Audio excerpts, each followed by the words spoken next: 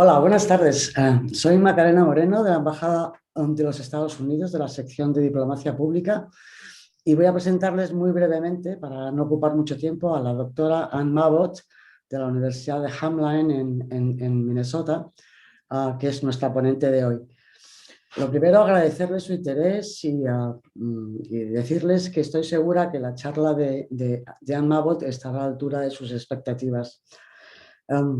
El currículum de Mabbott, lo tengo aquí, tiene 12 páginas, o sea que es demasiado largo para desgranarlo y se agotaría el tiempo de la conexión. Así que simplemente les voy a dar unas pinceladas de lo que es su campo de experticia. Es experta en Content-Based English Instructions, que es precisamente el modelo que siguen los programas bilingües en España.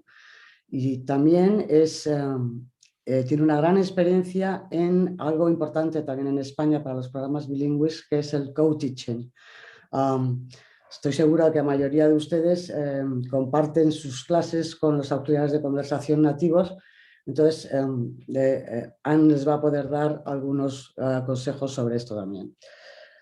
Por estas sinergias de los programas bilingües con la experiencia de Anne es por lo que le invitamos a España en el año 2018.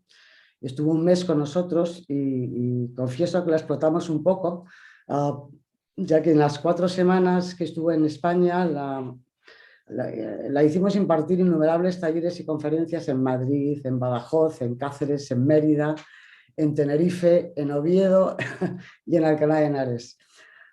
Yo tuve el placer de acompañarla en muchas de estas ciudades, en algunas de estas ciudades, y puedo decir con conocimiento de causa que Anne no solamente es una magnífica profesional, sino también una excelente persona, con la que disfruté de muchos ratos fuera del horario de trabajo.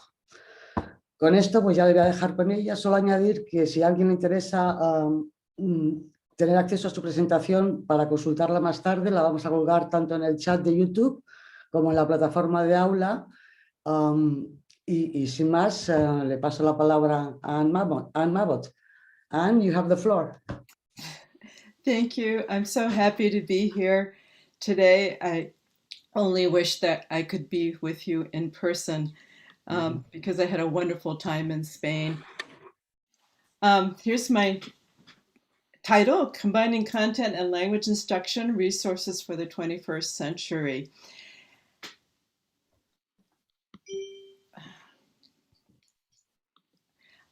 Here's an agenda, what I'm going to be talking about today. So first I'm going to talk about why I am giving this presentation. You are teachers in Spain, I'm here in the United States. It's a little bit different setting, but we have a lot in common, and that's what I'm going to be talking about. I'm going to tie that to competencies for 21st century skills, and I'm going to be giving you some options for things that maybe we can do now that we couldn't do in the past. And one of those is flipping the classroom to provide accessible instruction. Then I'm going to give you a list of American sources for that type of instruction for flipping the classroom, and they're all free. And they're resources for combining content and language instruction that you may be able to use in your classes. Then I'm going to be talking about how we can combine language and content instruction. And then we'll have about 15 minutes for questions and discussions, anything that you want to talk about this topic or anything else about the United States that you might want to ask is perfectly fine. So I'll start out with my background in English education very quickly. There's a map of the United States, and I live in what is referred to affectionately here as flyover country. So when I go abroad and people ask me, where are you from? Generally, they know the big cities on the East Coast, like Boston and Washington, D.C., New York, and they know cities on the West Coast, like San Francisco, Los Angeles. But generally, the middle of the country is not quite as well known. And I live actually in that blue state in the middle, on top there, on the border with Canada. And the name of that state is Minnesota.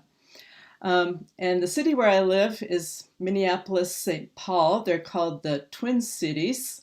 You can see the star that marks that location in Minnesota. And I think you can guess what the red line represents. The red line is the Mississippi River, which is a feature that generally people have heard of. So when I go abroad, I used to say, oh, I live near Chicago. But in actuality, Chicago is as far away from where I live as Madrid is from Sevilla. So that wasn't a very good answer. But so right now I tell people that I'm from the beginning of the Mississippi River, because actually the headwaters of the Mississippi River are in Minnesota. And we are also the land of 10,000 lakes. We have that 10,000 lakes on our car license plate. Minnesota, the land of 10,000 lakes, including the biggest in the world. And what is the biggest lake in the world? And I think this is probably something that you've heard of too. Lake Superior is the one that borders Minnesota, between Canada and Minnesota. When I was in Russia last year, my colleagues there would argue that the biggest lake in the world is Lake Baikal. And the Caspian Sea is actually bigger, but the answer to the question is D, Lake Superior and Lake Baikal. Lake Superior is bigger in surface area, and Lake Baikal is deeper, so they're both very large lakes. But what we have in common is education through a second language. So I live in Minnesota, but in Minnesota, there are more refugees per capita than any other state in the United States.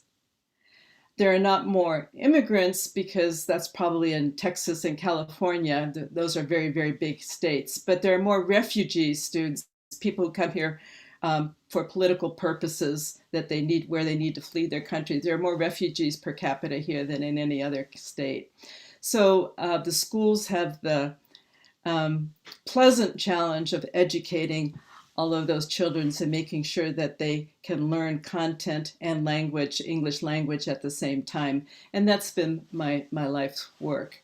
There are actually 100 different first languages spoken by students in Minnesota. We have a wide variety. And Spanish is really not the predominant one where I live. We have a lot of Somali speakers and people from Southeast Asia who speak Hmong especially, but also from other countries too, like from African countries, other Latin American countries as well. So in my home city of Minneapolis and St. Paul, 30% of the students in the schools are English learners. So that's where I get my experience from. And so in some ways it's very different, it's very similar, excuse me, to the bilingual education that you have in Spain. So in the US as a whole, about 10% of school children are English learners, and those are not all immigrants, because eventually they become proficient in English. So we define that as about a B2 level and above. If they're at that B2 level and above, they're not considered English learners anymore. So most teachers have English learners in their classes throughout the country, and English teachers help with their content colleagues in how to teach academic language. So our students are in a regular science class, in a regular social studies class. And the teachers who teach those classes are content experts. They're experts in math or science or social studies, but they don't necessarily know how to teach language. So we have the English specialists, and I assume that most of you are English specialists. We have people in those positions helping their content colleagues out and learning how to do this. I was just talking about the K-12 system. The university system is very similar.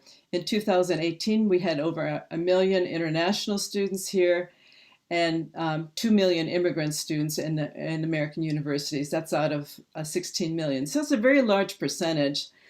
So as English language experts, we can help the content faculty teach language and content at the same time.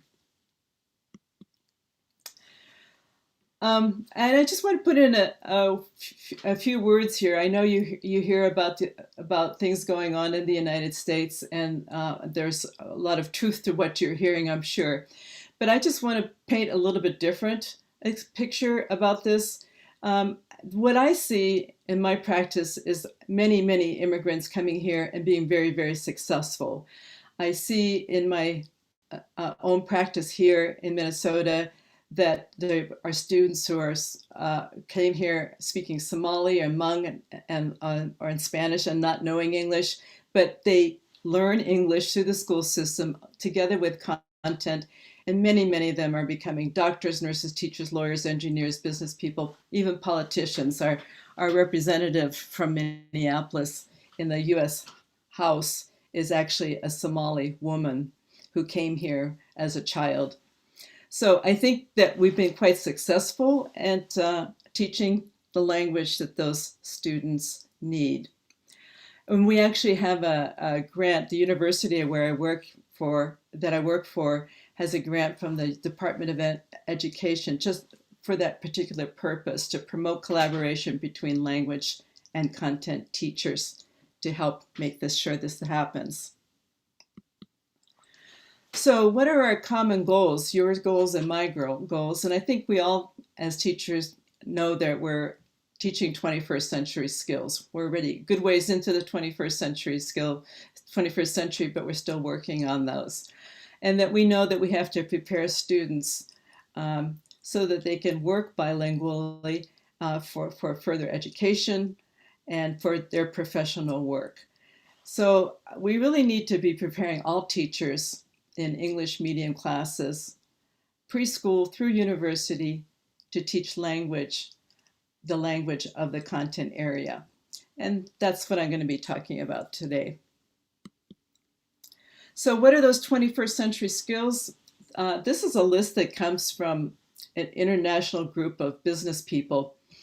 And these are the things that they listed. They want their employees to be able to communicate effectively in more than one language, be able to talk about complex and abstract concepts. The collaboration is important, asking insightful and critical questions, analyze, synthesize, prioritize, and organize ideas, recognize bias, use technologies and visual literacy to learn, communicate, and produce. So all of those very important skills that business people, leaders are mentioning have to do with communication and affect the work that we do. So to meet those demands of teaching 21st century skills, instructors need to provide accessible instruction, meaning instruction that the students can understand. And then we need to teach the academic language that supports that content, whatever the content is that a teacher is teaching. And we have to find ways for students to interact so they can practice their skills and develop them. What I'm going to be talking about today is the first two on that list, accessible instruction and teaching academic language. We don't have time to really talk about interaction, but at the end of this show, you'll see my email. And if you want more resources on anything, you can email me and I can give that to you on interaction or anything else that you're interested in that I might be able to provide. So accessible instruction is teaching in a manner that students can understand. And I'm going to be sharing with you, this is what I teach content instructors. One of my specialty has developed into working with content instructors, be they math, science, social science, the arts. And I've worked with instructors at all the way from preschool through university level.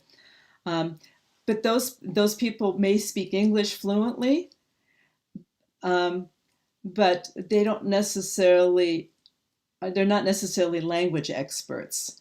So they don't necessarily know how to teach in a manner that's accessible for the learners. So what is accessible instruction? And you probably know this, but this is one of the things that really, really needs to be emphasized to content instructors.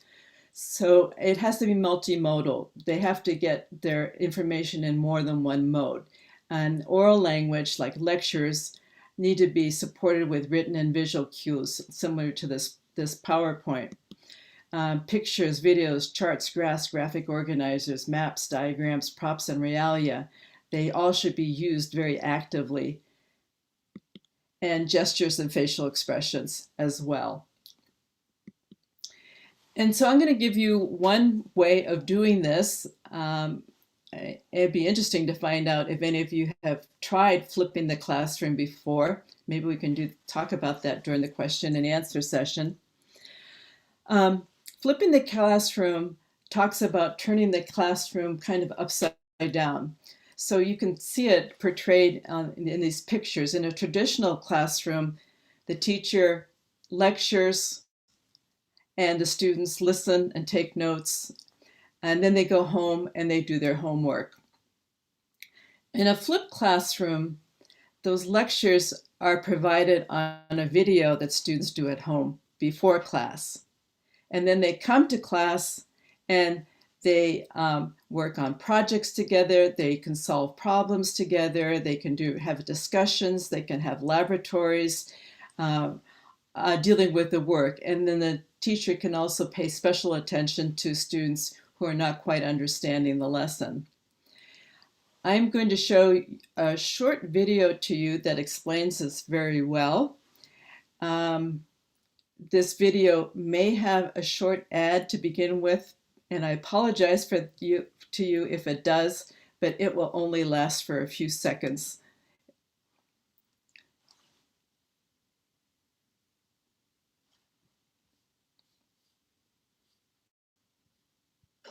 If you took 30 students on a field trip, how many would you want with you when the bus returned? The flipped classroom is a new method of teaching that is turning the traditional classroom on its head. Every day, thousands of teachers deliver the exact same lesson in class to millions of students. Every night, millions of students sit over the exact same homework, trying to figure out how to solve it. The flipped classroom is turning this upside down. Traditionally, students listen to lectures and take tests in class, and read textbooks and work on problem sets at home. In flipped teaching, students first study the topic by themselves, typically using video lessons on YouTube, and then apply the knowledge by solving problems and doing practical work in class. Modern schools who flipped their classroom report many benefits. 1. It allows all students to learn at their own pace, as videos can be watched again. 2. It's more efficient, as students enter the classroom prepared to contribute. 3. It enriches the classroom, as more time can be spent on group work and projects. 4. Doing homework in class allows students to help each other, which benefits both the advanced and less advanced learners. Flipping also brings changes for teachers. Traditionally, teachers engage most with the confident students who ask questions.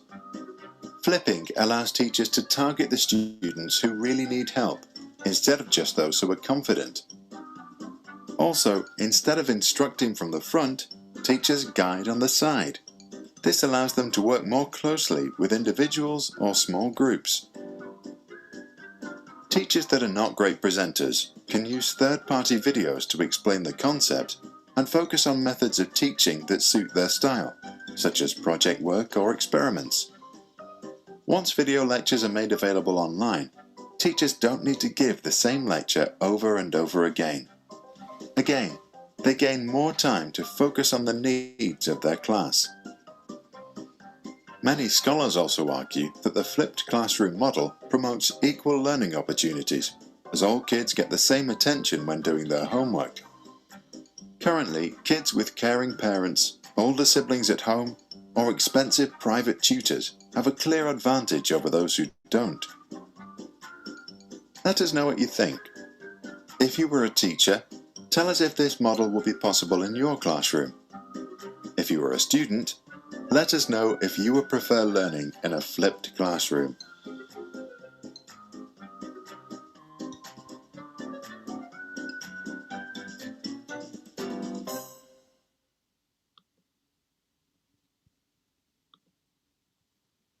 just $67. You can make as many videos as you want, and you never need to pick up a camera or use any fancy editing software. With Doodly, you drag, you drop, you tweak some settings, and boom, video done. It'll take you just a few minutes. So, let's hear from the Doodly creator, Brad, to see why Doodly is so easy to use and why you should grab this offer right now. Hi, I'm Brad Callen, and in this video, I'm going to show you how anyone can quickly and easily create doodle videos, just like the one you're watching right now, using Doodly, our drag-and-drop doodle software that allows anyone, regardless of tech skills, to create highly engaging professional doodle videos in a matter of minutes. Because doodle videos are fun and engaging, they can get you more clicks, likes, shares, and most importantly, sales than any other type of video. I'm trying to figure out how to get Which is why Doodly is now the video tool of choice for over video to stop. 150,000 businesses all over the world, in virtually every industry and profession that you can imagine. Doodle videos are perfect for marketing, teaching, fundraising, personal use, and even inspiring others. After all, one of the keys to a successful video is to capture your audience's attention and keep it for an extended period of time. And since you're still watching this video, you already know how great doodle videos are at doing just that. Not only are doodle videos incredibly captivating, but research shows that they massively boost learning and memory.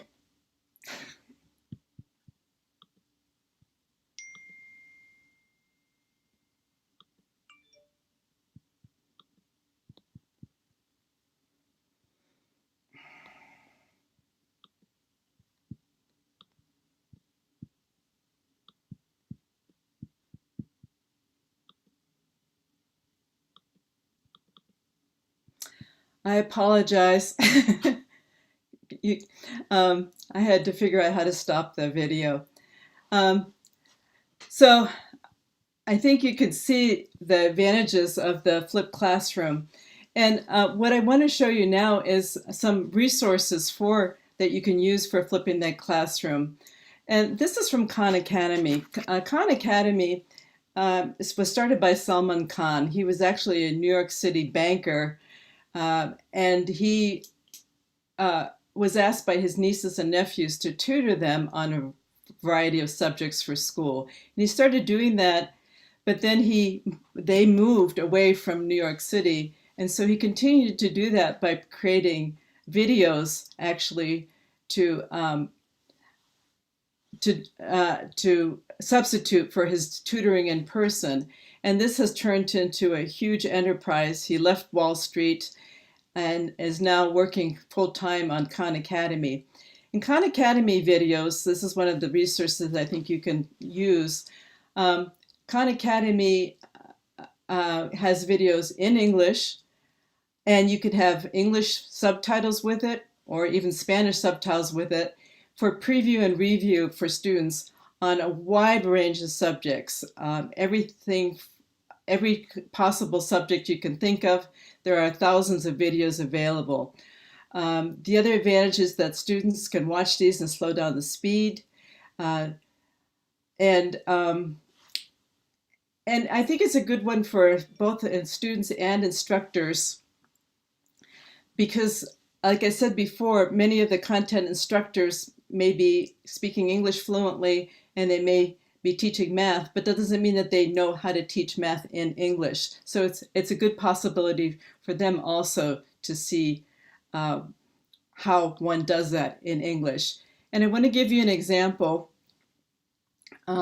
This is from Khan Academy. This one actually is about engineering. It's about trusses specifically, but I want to show this to you to show you the quality of the video that that Khan Academy provides.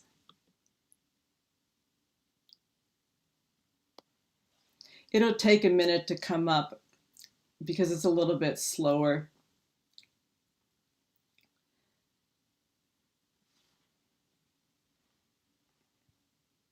If you don't know what trusses are, you will by the time this is over.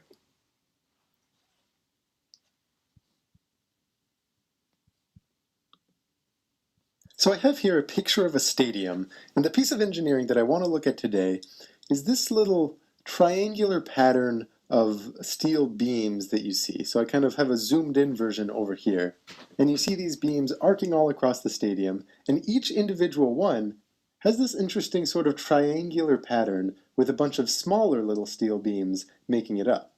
Now this kind of pattern, anytime you have an arrangement of straight pieces like this, all connected at their ends, it's called a truss. So most commonly, a truss looks kind of like what we have up here, where you have, two long metal beams, and then in between them, this triangular pattern of smaller beams.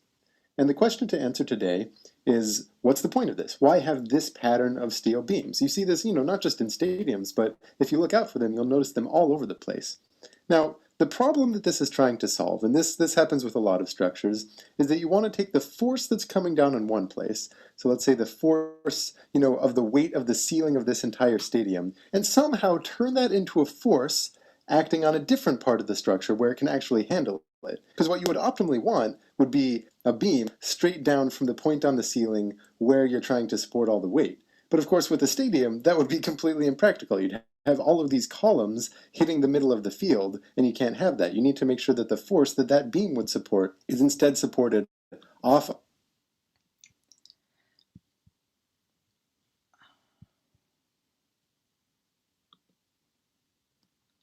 So I wanted to just show you a small piece of this. We don't have to watch the whole thing, but I just wanted to give you a taste of what the Khan Academy of videos are like, because you can get these for free on a wide variety of topics, and they can be used for flipping the classroom. There's also a Khan Academy for kids, for children ages 2 to 8, that's available. There's a Khan Academy in Spanish, if there's any reasons for you to want to do that. There are also some other sources here. Annenberg Learner has excellent videos for elementary teachers for universities, and they include transcripts. A lot of them you can slow down the speech if students need to hear it more slowly. And the big advantage is they can go back to it all the time. They can listen to it again and again and again. National Geographic, you're probably familiar with that. They have lots of videos about the natural world. There's also a version called National Geographic Kids for younger learners. There are TED Talks. I don't know if you've heard of TED Talks. They're done all over the world now, where an expert gets up and talks for about 20 minutes on a particular topic in their field. They include subtitles in English, or they can have subtitles in Spanish as well. TED Ed is a newer addition to that. Those are short animated educational videos from the arts, from social sciences and natural sciences. And these all represent links to those particular resources. PBS Learning. PBS is Public Broadcasting Corporation. It's similar to the BBC. I'm sure you've heard of the BBC, but this is the American version of the BBC. It has a compilation of educational videos now from all subjects from PK to adult. And again, you can vary the speed on that. And then here are a couple more resources: Common Lit, Newsella, and Actively Learn. Again, those are for K-8 students, kindergarten through 12th grade, in all source areas. And then Museum Ed, those are mostly on history and social science. And finally, I wanted to talk about the TED Ed Student Talks. TED Ed Student Talks, if you're familiar with TED Ed, you know that an expert will get up and give a talk about a particular topic. This is for children 6 to 18, but to do the same thing. And there's a whole curriculum and support system behind it so that you can sign up and have your students do TED Ed talks. And there are students in more than 100 countries now participating in that. So that's another good resource. And finally, you can make your own videos. I provided here a link for directions on how to do that, plus an example. Gary Mabbott is actually my husband, and he teaches chemistry, and he flipped his classroom years ago already, and they put the lecture online, and then students would come to class and solve problems, have discussions, do labs, things like that. So that's what flipping the classroom is about, and there's more and more resources available now for you to try that out or for you to make your own video. Okay, now I'm going to switch topics. I'm going to talk about what language needs to be taught. And there's some things to think about. And again, this is what we teach content area teachers. As language experts, I assume that you know many of these things already, but this is a place where you can collaborate with your colleagues who are teaching content in another language. The first thing is framework in which to view this is noticing and forecasting. So noticing means noticing what students are saying and writing, paying attention to that so that you can figure out where they need to have more work, what they need to be learning that they don't know yet. And forecasting is looking at the material that you want to teach and then thinking about what students will have problems with, what language will students have problems with, and therefore what language do you need to teach students to support that content. So now I'm going to talk about combining content and academic language. So let's go into a definition of academic language first. One of the big names in this area is Jeff Swears, and this is what his definition of academic language is. It's the word, grammar, and organizational strategies used to describe complex ideas, higher order thinking processes, and abstract concepts. So academic language is intricately tied to higher order thinking processes. And remember, that also connects with the 21st century skills that business people say that they want students to develop. And it's developed by extensive modeling and scaffolding of classroom talk. And that's what content teachers often have to learn how to do. And it's accelerated by weaving direct teaching of its features while teaching those content concepts. So teaching them both at the same time makes the whole instruction more relevant. And what makes language sound academic? We have everyday language, we have academic language. Everyday language is shorter, incomplete sentences.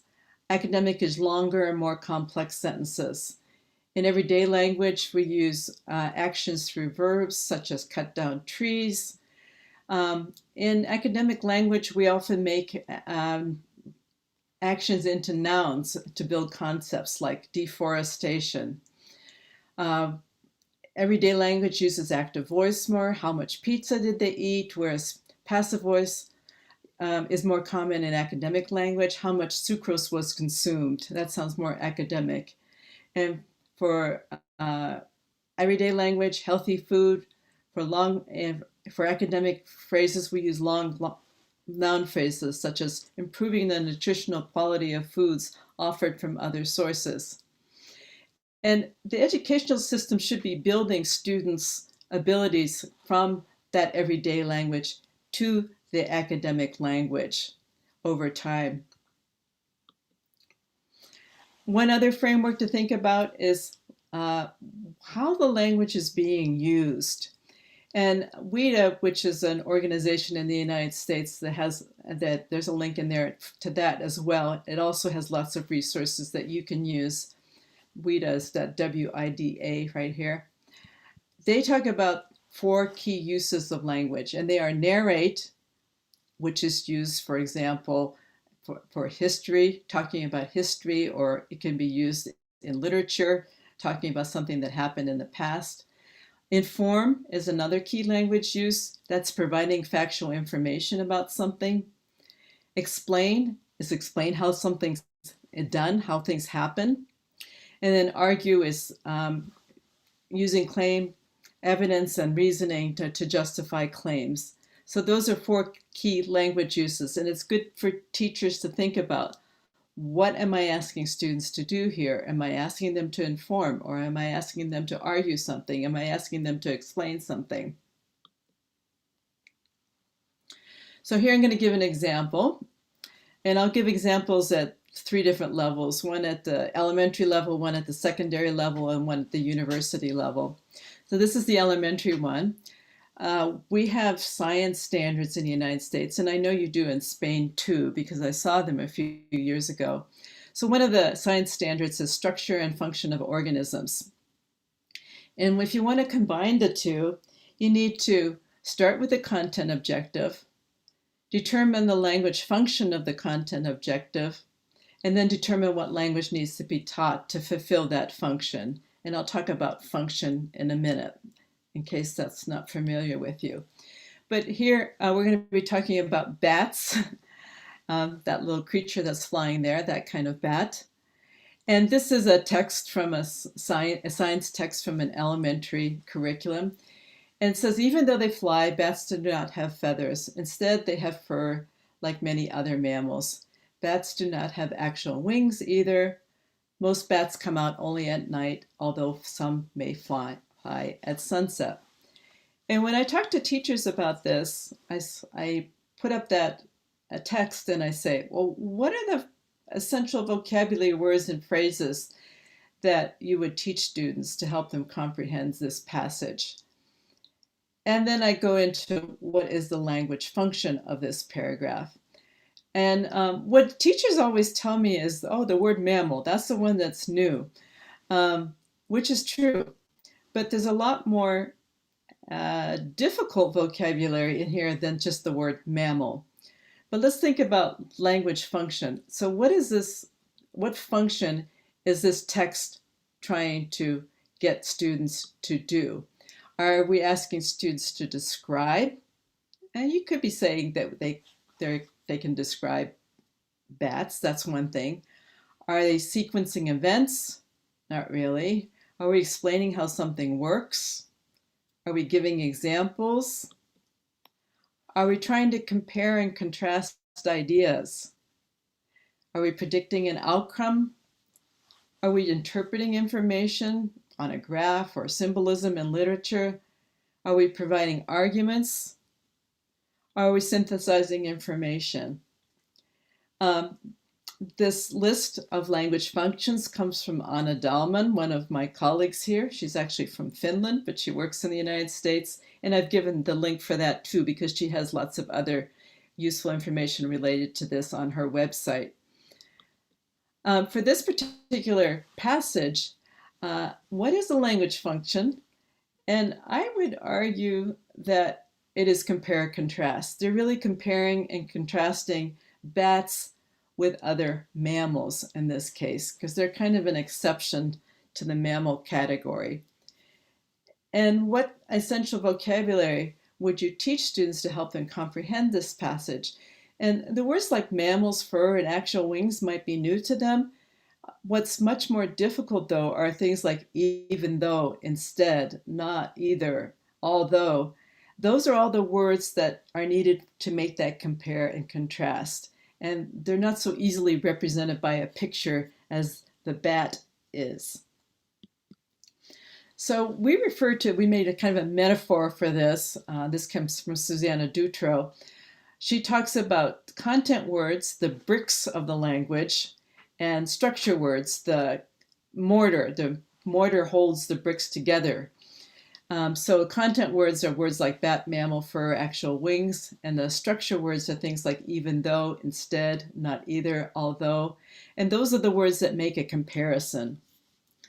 And students need to know how to use those words if you're expecting them to make that comparison. So in this particular example, the structure and function of organisms was the standards. The function was compare, contrast. The language for comparison you need is listed there, even though, etc. Vocabulary is listed. And then an exemplar. Even though they are mammals and don't have feathers, bats can fly. An exemplar is what ideally you would like the students to be able to say about this. If they went home and their parent asked them, what did you learn in school today? If they came out with an answer like this, the teacher and the parent would both be very happy. Or for older students, maybe what they would write on an exam at the end of the unit. So The academic language objective in this case is students can compare bats with other animals using connectors such as although, even though, instead, not either, with the support of a Venn diagram. That's a good way to make comparison with a Venn diagram, comparing bats to other mammals. So this is a kind of a template for how you put the content and the language together. A high school example, this is one that I actually saw taught in a high school class here. Students will explain how per capita consumption patterns differ between developed and developing countries. In that case, the teacher used the United States versus India, but out of respect to you, we'll use Spain instead of the United States. So Spain versus India. How does the per capita consumption pattern differ? Now, my first question is, what's the language function here? And this is another case where maybe it's compare, contrast, and differentiate once again. And an exemplar, an ideal answer, what you want students to say, is something like this. Per capita consumption is greater in developed countries than in developing countries. For example, Spain has 0.65 cars per person and India has 0.02 cars per person. Per capita consumption as measured by cars per person is greater in Spain than it is in India. And those statistics are real. I looked them up recently. So there are there is a vocabulary there like per capita consumption and as measured by, but also the language to make the comparisons with the ER and the ED, greater in developed than in developing countries. And then, of course, in this particular case, the ending on developed versus the ending on developing. What's the difference between that little ED and that little ING? And students need to understand that developed means it happened in the past, and developing means that it's happening right now. One higher level, from a psychology class at the university level, Walter Michel did a study on delayed gratification. And he used, in his study, he used preschool children. And what he did is he brought them into a room and gave them a choice. He said to them, you can have one piece of candy right now, or if you can wait 15 minutes, then you can have 2 pieces of candy. And then they would leave the room, the people who were doing the experiment would leave the room and see what the child did. And the question that he wanted to find out is whether this is a predictor of success in life. So this is something you can have in a psychology class discussion. Who will be more successful in life? What do you think? Those children who ate 1 piece of candy right away, or those children who were able to wait for 15 minutes to get 2 pieces of candy? You can think about what you think the outcome would be. You would start by saying, oh, I think because, or in my opinion, due to, it's clear that, considering. I think because is rather a simple structure, and what you need to do is move your students towards a more sophisticated structures like in my opinion, or due to, it's clear that, considering. So those are some of the things that need to be taught in a situation like this. And I'm going to extend this metaphors of bricks and mortar a little bit. So remember, we talked a few minutes ago about the bricks being the content words, or what people traditionally think of as vocabulary. And then the structure words are the ones that help to hold those bricks together, to hold the content words together. But we also need to think about buildings. So we've got bricks and mortar are put together and they form different kinds of buildings. And what I mean by buildings is the genre or text level of language. Are you writing a science lab report? Are you doing a math oral report of how a problem is solved, such as in math talks? Or are you doing a mathematical proof? Are you writing if it's language arts, are you writing a script? Are you writing an autobiography? Are you writing a poem? For social studies, a formal debate, history report, opinion piece. Those are all examples of what we refer to as the building. So there's 3 levels. There's the bricks, and then there are the words that that convey the language function, and they form a building. So here's some examples of support for constructing that building. You may, if you're going to, in this particular case with the candy and the preschool children, you can state an opinion whether you think the children who were able to wait for 15 minutes were more successful in life or not. And then you have a supporting point, first, second, third, and you have words to introduce those, things like first, or to start, to begin with, for example, for instance,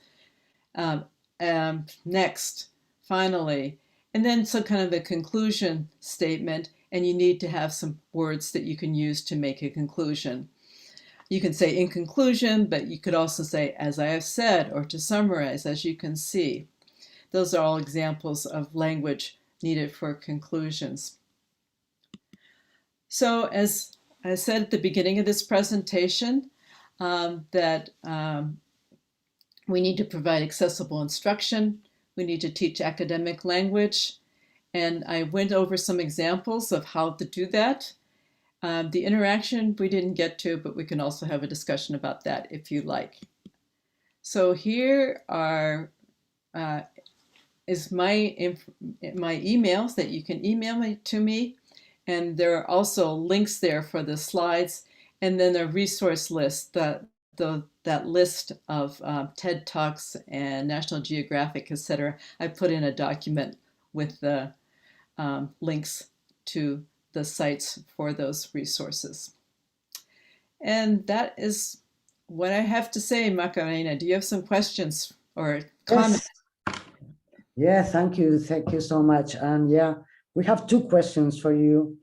The first one relates to your statement, what you said at the beginning, that 30% of English learners in Minnesota are foreign. So this teacher wonders which is the model, the English teaching model you use in Minneapolis to teach these students, these foreign students. Yeah, there are a number of different models being used depending on the school demographics. So it's not just in the cities, it's also in the suburbs and in the small towns all over the United States that we have large percentages of English learners or small percentages of English learners in them. And so depending on what the demographics is like, that really changes the model. Or it could be one teacher pulling out children sometimes out of class to help them. But in Minneapolis and St. Paul, where the percentage is so high, 30%, we're doing a lot of co-teaching, where the math teacher and the language teacher work together. And sometimes that language teacher is in the same classroom with the math teacher, but other times the students are helped in a special hour of the day. So the language teacher knows what the math teacher is going to be teaching, and she prepares students for that lesson ahead of time, so that when they go to a regular class, because all of our English learners are in regular content classes with native speakers of English, but when they go to class, they're prepared so that they're more likely to understand and be able to participate. Mm-hmm. And the other question refers to the Spanish bilingual programs. Since you visited Spain and you two stayed in different regions, this teacher wonders if you have a good opinion of the bilingual, the content-based English teaching model, or you would recommend any change? Oh, well, I was in all different places. I was very impressed with the interest of the teachers who were working there. I visited a few schools in person, and the ones that I visited were all doing an excellent job. I didn't visit schools everywhere. I worked with teachers, and the teachers were all very interested. I think the biggest challenge for both of us, for Spain and for any other place, is they get that collaboration going, because often teachers are not used to collaborating with one another. They're used to being having their own classroom and being in charge of their own classroom. So getting teachers to collaborate in the way that's necessary in order to be able to do this is in my mind, one of the biggest challenges. And what I talk to teachers here about is, I said, well, find a friend, somebody who's willing to do it with you first. And once that's shown to be successful, then other people will jump on board. It's kind of like getting the COVID vaccine. Once people see that it's working, then more and more people will want to get it. Okay, then thank you so much, Anne, for your talk. It's been very interesting. I loved it, and reminds me of old times.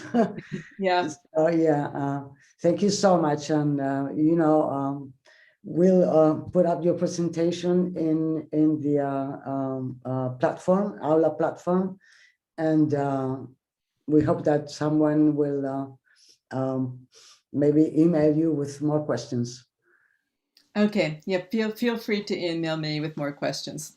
Okay, and we hope to keep in touch. We'll be in touch. Yes, I hope so. Okay. Bye. Bye-bye. Thank you so much, Anne.